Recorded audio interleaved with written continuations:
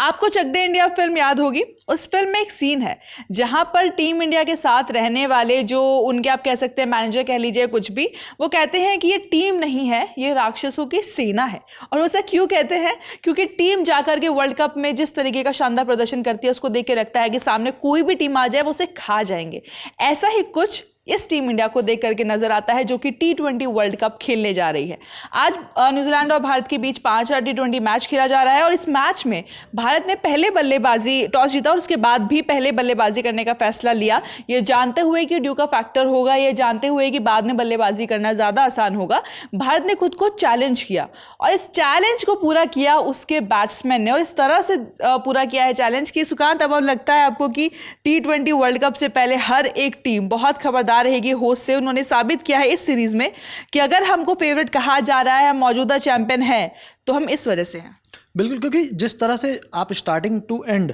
20 over जब खेलते हैं तो ऐसा लगता है वो 20 ओवर देखते भी नहीं है, उनको बस सामने वाली बॉल दिखाई देती है और उस बॉल पर जो रिजल्ट आता है उसके बाद वो भूल भी जाते हैं कि उस बॉल पे उन्होंने क्या किया है। छक्का आया, कोई बात नहीं, अगली बॉल फिर छक्का मारूंगा। तो ये जो एटीट्यूड है वो बहुत ज़बरदस्त, और एक प्लेयर में नहीं है, पूरी टीम में यही एटीट्यूड है। चाहे वो अभिषेक आकर के शुरू से मार रहे हो पहले बॉल से, उसके बाद संजू सैमसन आउट हो गए, लेकिन ठीक है वो भी उसी एग्रेसिव नेचर के साथ खेल रहे थे। और उसके बाद ईशान किशन, फिर सूर्य कुमार यादव,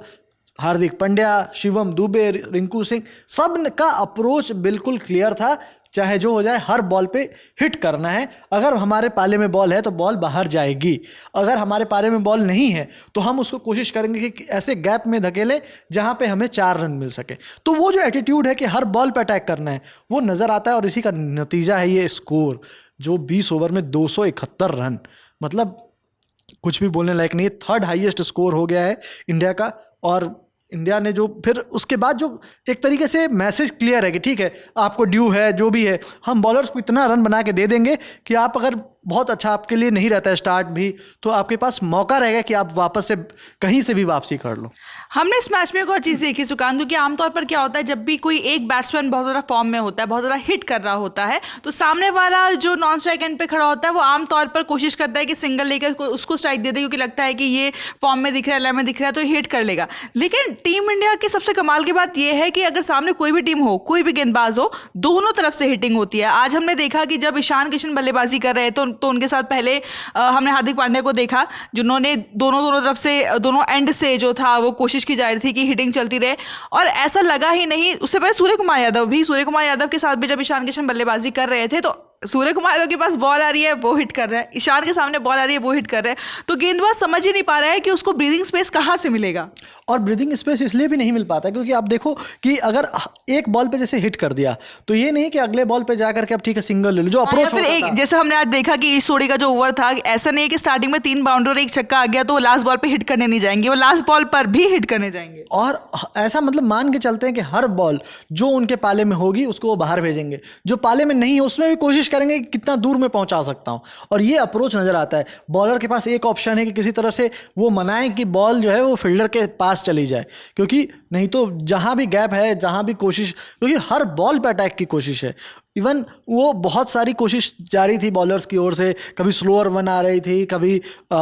उनके लिए भी बहुत मुश्किल हो रहा था कि वो यॉर्कर्स को प्लेस कर पाए, क्योंकि ड्यू का फैक्टर वो पहले ही मतलब 14 ओवर के बाद 13 ओवर के बाद दिखने लगा था। तो मतलब कहीं ना कहीं ये पता था कि इस मैच में ड्यू तो फैक्टर है ही, लेकिन उसके बावजूद आप अगर सही लेंथ पे भी बॉल कर दे रहे हो तो भी उस पर आपको मतलब बैट्समैन चाह नहीं रहा है कि मुझे उस पर सिंगल लेना है। वो अप्रोच नहीं है कि हाँ ये बॉल अच्छी है तो इसको मैं रिस्पेक्ट कर दूं। रिस्पेक्ट नाम की कोई चीज़ नहीं नज़र आई और वो बॉलर्स की कोई रिस्पेक्ट नहीं कर रहे थे, और ये साफ तौर पे नज़र आ रहा था कि वो बॉलर्स को तोड़ने के इरादे से कि मैं इस बॉलर को जितना हो सकता है उतना रन बटोरूंगा ओवर से, और पिछले ओवर में अगर 20 आए हैं तो इसमें भी 25 आए।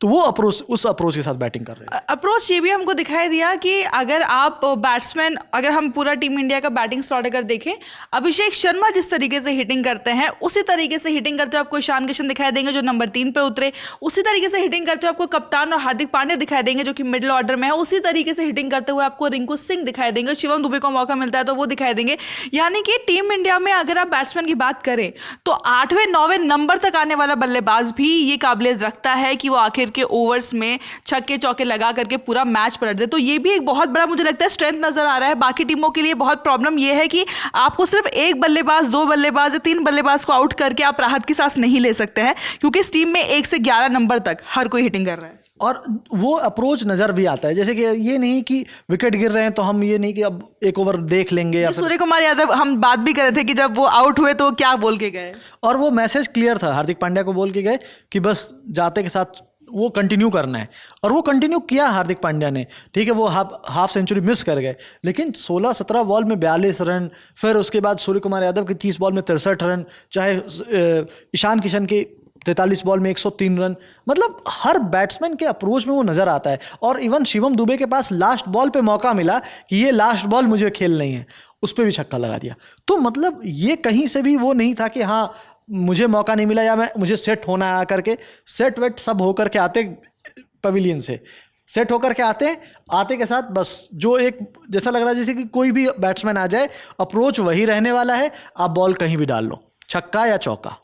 यानी कि टीम इंडिया ने पूरी तरीके से तय कर लिया है कि आप हमारे सामने स्पिनर्स ले आइए, पेसर्स ले आइए, कोई भी पिच ले आइए, हमसे पहले बल्लेबाजी करवाइए या हमसे चेस करवाइए। हमारे पहले बल्लेबाज को, जिस अभिषेक शर्मा जिनको बेस्ट हिटर माना जा रहा है, उनको आउट कर लीजिए, चाहे आप रिंकू सिंह को आउट कर लीजिए, लेकिन आप राहत की सांस नहीं ले सकते हैं जब तक टीम इंडिया वहां पर टिकी हुई है। और खुद को एक बड़ा दावेदार भारत ने साबित कर दिया है, लेकिन ये दावेदारी कितनी ज़्यादा सफल रहती है ये तो T20 वर्ल्ड कप में ही पता चलेगा। उसकी अपडेट्स और खेल जगत से जुड़ी तमाम अपडेट्स हम लगातार आप तक पहुंचा रहे हैं, लेकिन इस वीडियो में इतना ही। मेरा नाम है रिया, साथ में सुकांत, कैमरे के पीछे आलोक, और आप खेल जगत से जुड़ी तमाम खबरों के लिए देखते रहिए और जुड़े रहिए ललन टॉप स्पोर्ट्स से।